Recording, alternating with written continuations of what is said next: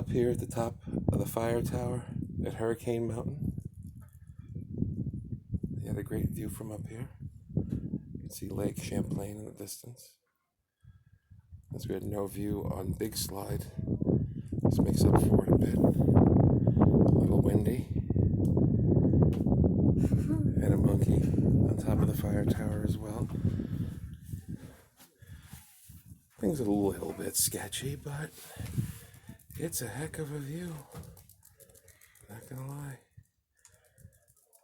Worth the 2-hour trek up. Very nice.